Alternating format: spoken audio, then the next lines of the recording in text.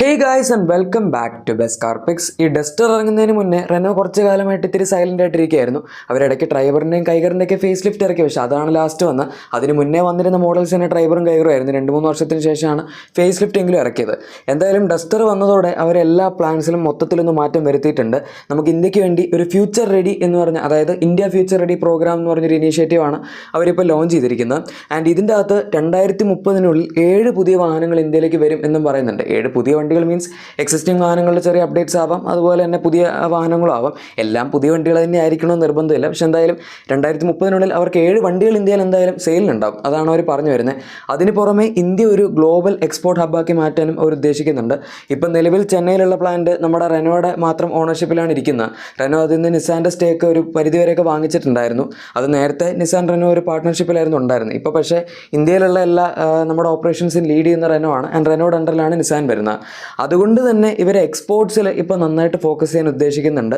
2030 ഇവർ 2 billion euros, അതായത് ഏകദേശം 22,000 കോടി രൂപയുടെ അടുത്ത് വരും. അത്രയും പ്രോഫിറ്റ്സ് ആണ് ഇവരുണ്ടാക്കാൻ നോക്കുന്നത്. ജസ്റ്റ് സെയിലല്ല എന്ന് ഉദ്ദേശിച്ച് പ്രോഫിറ്റാണ് അവരത്ര ഉദ്ദേശിക്കുന്നത്. സോ അത്യാവശ്യം നല്ലൊരു ഹെവി ടാർഗറ്റാണ് വെച്ചിരിക്കുന്നത്.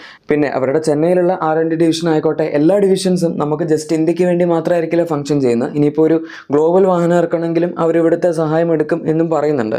സോ ഇതൊക്കെയാണ് ഇവരിപ്പോൾ നിലവിൽ പ്ലാൻ ചെയ്തിരിക്കുന്നത്. ഇനി എന്തൊക്കെ വണ്ടികളാണ് നമുക്ക് ലേറ്റർ സ്റ്റേജിൽ ഓർ ഇനി അടുത്തായിട്ട് കിട്ടാൻ പോകുന്നത് എന്ന് നമുക്ക് നോക്കാം.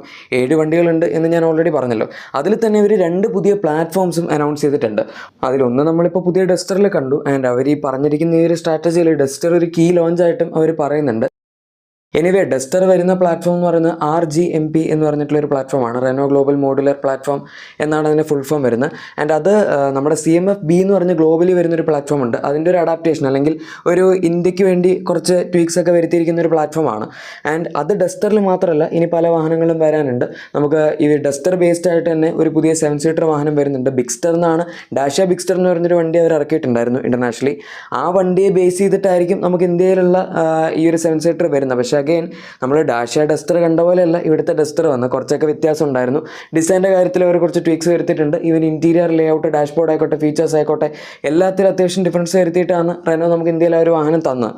അതുകൊണ്ട് തന്നെ ഈ വാഹനത്തിൻ്റെ കേസ് ഇപ്പോൾ ബിഗ്സ്റ്റർ ആയാലും അതിനെ ബേസ് ചെയ്ത് വരുന്നൊരു വണ്ടി എന്ന് പറയുമ്പം എക്സാക്ട്ലി അതുപോലെ തന്നെ ആയിരിക്കണം എന്ന് നിർബന്ധമൊന്നുമില്ല. നമുക്ക് ഡസ്റ്ററിൽ കണ്ട പോലെ തന്നെ കുറച്ച് ട്വീക്സ് അതിൻ്റെ അകത്ത് ഉണ്ടാകും. പിന്നെ ലെങ്ത്, ഡയമെൻഷൻസ്, വീൽ ബേസ് എല്ലാം എന്തായാലും കൂടും. കാരണം 7 സീറ്റർ ആണ്, 3rd റോ അക്കോമഡേറ്റ് ചെയ്യണം. പിന്നെ ഹൈറ്റും അവർ ടോപ്പിൽ കുറച്ച് കൂട്ടാൻ സാധ്യതയുണ്ട്. ബാക്ക് കുറച്ചും കൊണ്ട് സ്ക്വയർ ഷേപ്പ് ആവുമായിരിക്കും. എന്നാലാണല്ലോ ആവശ്യത്തിനുള്ള ഒരു ഹെഡ് റൂമിലേക്ക് അതിൻ്റെ ഒരു ലെവലിലേക്ക് എത്തുള്ളൂ. ഇത് ഏകദേശം നമ്മുടെ ഹ്യുണ്ടായൊക്കെ എൽക്കസാറിൽ എടുത്തിരിക്കുന്ന ഒരു മൂവ് പോലെയാണ്. എൽക്കസാർ ഹ്യുണ്ടായെ സംബന്ധിച്ചിടത്തോളം പോലെ അത്രയും സക്സസ്ഫുൾ അല്ലായിരുന്നു. കാരണം ക്രെറ്റ രീതിയിൽ നോക്കുകയാണെങ്കിൽ 18,000 19,000 വരെയൊക്കെ വിൽക്കുന്നൊരു വണ്ടി. ആൻഡ് എൽക്കസാർ 2,000 വരെയൊക്കെ മാക്സിമം ഓർ 3,000 വരെയൊക്കെ അവർ ഇതുവരെ വിറ്റിട്ടുള്ളൂ. സോ അങ്ങനെ വെച്ച് നോക്കുമ്പോൾ അത്ര സക്സസ്ഫുൾ ആയിട്ടുള്ളൊരു പരിപാടിയല്ല. പക്ഷെ എന്നാലും ഇവർ നന്നായിട്ട് ചെയ്യുകയാണെങ്കിൽ, അവർ അത്യാവശ്യം നന്നായിട്ട് പ്രൈസ് ചെയ്യുകയാണെങ്കിൽ എന്താണെന്നുള്ളത് നമുക്ക് കണ്ടറിയാം. ഇതല്ലാതെ കുറച്ചും കൂടി ഇൻട്രസ്റ്റിംഗ് ആയിട്ടുള്ള വേറൊരു പുതിയ വണ്ടിയും വരുന്നുണ്ട്. അതാണ് റെനോ കഴിഞ്ഞ ഒരു 1-2 മാസം മുന്നേ കാണിച്ച നമ്മുടെ ബ്രിഡ്ജർ കോൺസെപ്റ്റ്. ഡസ്റ്റർ ഇവർ ജസ്റ്റ് അൺവീൽ ചെയ്ത് കഴിഞ്ഞിട്ടാണ് ഈ വണ്ടി കാണിക്കുന്നത്, പ്രൈസൊക്കെ വരുന്നതിന് കുറച്ച് മുന്നേ ആയിട്ട്. ആൻഡ് ഇത് അത്യാവശ്യം ഇൻട്രസ്റ്റിംഗ് ആയിട്ടുള്ളൊരു വാഹനമാണ്. സംഭവം സെയിം റെനോയുടെ RGMP പ്ലാറ്റ്ഫോമിൽ തന്നെ ബേസ് ചെയ്താണ് വരുന്നത്. പക്ഷേ ഇതൊരു സബ് മീറ്റർ കോമ്പാക്ട് SUV ആണ്. ആൻഡ് ഇൻട്രസ്റ്റിംഗ് ഫാക്ട് എന്താണെന്ന് വെച്ചാൽ ഇതിൻ്റെ അകത്ത് നമുക്ക് പെട്രോൾ ആയിക്കോട്ടെ, ഹൈബ്രിഡ് ആയിക്കോട്ടെ, ഇലക്ട്രിക് ആയിക്കോട്ടെ, അങ്ങനെ എല്ലാ കൺഫിഗറേഷനും കിട്ടും എന്നാണ് അവർ പറയുന്നത്. സ്പെസിഫിക്കലി ആദ്യത്തെ ലോഞ്ചിൽ നമുക്ക് ഇലക്ട്രിക്കും അതുപോലെ പെട്രോളും ആണ് ഇപ്പോൾ അവർ പറഞ്ഞിരിക്കുന്നത്. പക്ഷേ ഹൈബ്രിഡും ചിലപ്പോൾ ഫ്യൂച്ചറിൽ വരാൻ സാധ്യതയുണ്ട്. ആൻഡ് ഈ വണ്ടിയുടെ തന്നെ നമുക്ക് കുറച്ച് കീ പോയിന്റ്സ് ആയിട്ട് ബാക്കിൽ വരുന്ന സ്പെയർ വീല്, അതിപ്പോൾ നമ്മുടെ മഹീന്ദ്രയുടെ വിഷനസ് കോൺസെപ്റ്റിൽ അവർ കാണിച്ചിട്ടുണ്ടായിരുന്നു. സപ്പോമീറ്ററിൽ തന്നെ tail gate mounted spare wheel. പിന്നെ വന്നിരിക്കുന്ന ഈ വണ്ടിയിലാണ് സത്യം പറഞ്ഞാൽ ഇക്കോസ്പോർട്ട് കഴിഞ്ഞിട്ട് പിന്നെ നമുക്കൊരു മോണോകോക്ക് സപ്പോമീറ്റർ SUV ഇങ്ങനത്തെ ഒരു സംഭവം കിട്ടിയിട്ടില്ല. അല്ലാതെ പറയാൻ പറ്റുന്ന ജിംനി ഉണ്ട്, ബൊലേറോ ഉണ്ട്, പിന്നെ നമ്മുടെ മറ്റേ ബൊലേറോ നിയോ ഉണ്ട്, ആൻഡ് മറ്റേ താർ. ഇതിൻ്റെ അകത്തൊക്കെയാണ് tail gate mounted spare wheel പിന്നെ വന്നിട്ടുള്ളത്. പക്ഷേ എല്ലാം ലാഡർ ഫ്രെയിം വാഹനങ്ങളാണ്, റിയർ വീൽ ഡ്രൈവ് ആണ്. ഇത് ഒരു എക്സെപ്ഷൻ കേസാണ് എന്ന് നമുക്ക് പറയാം ഇക്കോസ്പോർട്ടിന് ശേഷം. ആൻഡ് അഗൈൻ മഹീന്ദ്രയുടെ ബിസിനസ് ആ ഒരു സമയമൊക്കെ ആകുമ്പോഴേക്കും വരും. സോ ഇതാണ് ഈ വണ്ടിയുടെ കേസ്. ഇനി എഞ്ചിൻ ഓപ്ഷൻസിൻ്റെ കാര്യത്തിൽ നമുക്കിപ്പോൾ ഒരു ലേറ്റസ്റ്റ് അപ്ഡേറ്റ് കിട്ടിയിരിക്കുന്ന റെനോയുടെ ക്ലിയോ 5 TCE 115 എന്ന് പറഞ്ഞിട്ടുള്ള എഞ്ചിൻ, അതായത് 1.2 ലിറ്റർ ടർബോ പെട്രോൾ എഞ്ചിനാണ്. 115 PS പവറും 190 Nm ടോർക്കുമാണ് അത് ജനറേറ്റ് ചെയ്യുന്നത്. അത്യാവശ്യം നല്ല എഞ്ചിനാണ്. അത് മാനുവൽ ട്രാൻസ്മിഷനിലും പിന്നെ നമുക്ക് ഇവിടെ ഓട്ടോമാറ്റിക്കലും കിട്ടുമായിരിക്കും.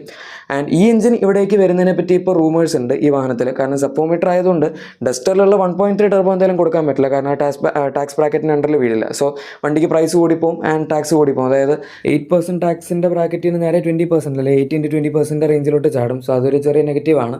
അതുകൊണ്ട് തന്നെയായിരിക്കും പുതിയ എഞ്ചിൻ കൊണ്ടുവരാൻ തീരുമാനിച്ചിരിക്കുന്നത്. പിന്നെ 1 ലിറ്റർ എഞ്ചിൻ ഓൾറെഡി കൊടുക്കുകയാണെങ്കിൽ കൈഗറിലുണ്ട്. ഇത് കൈഗറിൻ്റെ കുറച്ചുകൂടെ മുകളിലായിട്ടാണ് ഒരു പൊസിഷൻ ചെയ്യാൻ ഉദ്ദേശിക്കുന്നത്. സോ കൈഗറിൻ്റെ മുകളിൽ പൊസിഷൻ ചെയ്യാൻ പോകുന്ന ഒരു വണ്ടിയിൽ പിന്നെ സെയിം എഞ്ചിൻ കൊണ്ട് വെച്ചിട്ട് കുറച്ച് ഫീച്ചേഴ്സൊക്കെ കൂട്ടിക്കൊടുത്താൽ ചിലപ്പോൾ നല്ലതായിരിക്കില്ല എന്നവർക്ക് തോന്നിക്കാണായിരിക്കും. പക്ഷേ സ്റ്റിൽ ഈ എഞ്ചിൻ ഇപ്പോഴും അണ്ടർ കൺസിഡറേഷനിൽ മാത്രമേ ഉള്ളൂ.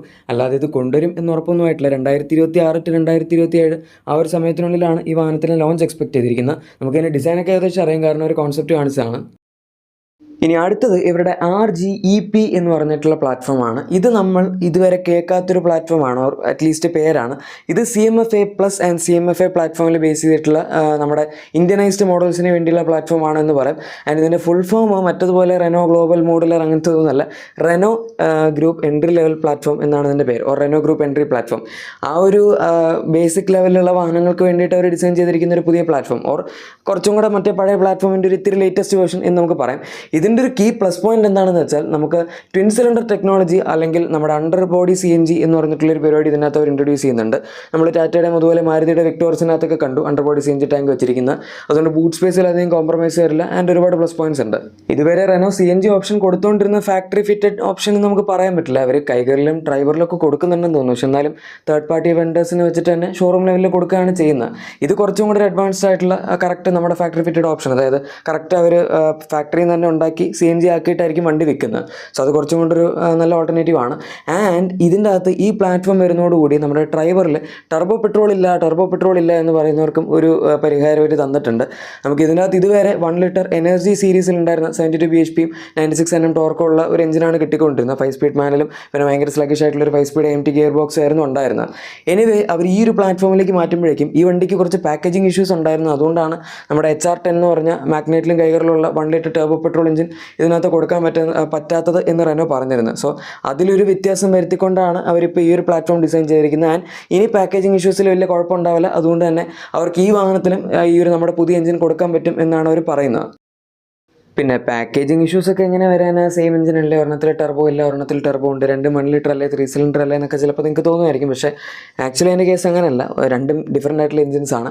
1 ലിറ്റർ എനർജി സീരീസ്, അതായത് എഞ്ചിൻ എന്ന് പറയുന്നത് അവരുടെ കുറച്ചും കൂടി ഇക്കോണമി, അത്ര ഭയങ്കര മോഡേൺ കൺസ്ട്രക്ഷൻ ഒന്നും ഇല്ലാത്തൊരു എഞ്ചിനാണ്. ആൻഡ് HR10 എന്ന് പറയുന്ന മോഡേൺ കൺസ്ട്രക്ഷൻ എല്ലാ സാധനങ്ങളും വരുന്ന ഒരു അഡ്വാൻസ്ഡ് ആയിട്ടുള്ള എഞ്ചിനാണെന്ന് പറയാം. സോ അതാണ് രണ്ടും ഡിഫറൻ്റ് ആയിട്ടുള്ള എഞ്ചിൻസ് ആവാനും പാക്കേജിങ് ഇഷ്യൂസൊക്കെ വരാനുള്ള കാരണം. ഡ്രൈവർ ഒരു 7 സീറ്റർ സബ് 4 മീറ്റർ MPV ആണല്ലോ. അതുകൊണ്ട് അത്രയും സ്പേസ് അവർക്ക് ഉൾക്കൊള്ളിക്കണം. ആൻഡ് ഫ്രണ്ടിൽ ഒരുപാട് സ്ഥലമില്ല, അതിൻ്റെ അകത്ത് നല്ല തിക്കായിട്ട്, അതായത് കറക്റ്റായിട്ടാണ് ഒരു പാക്കേജ് ചെയ്തിരിക്കുന്നത്. തേർഡ് റോയിൽ അതുകൊണ്ട് തന്നെ ആവശ്യത്തിന് സ്പേസ് ഉണ്ട് ഈ വണ്ടിയിൽ.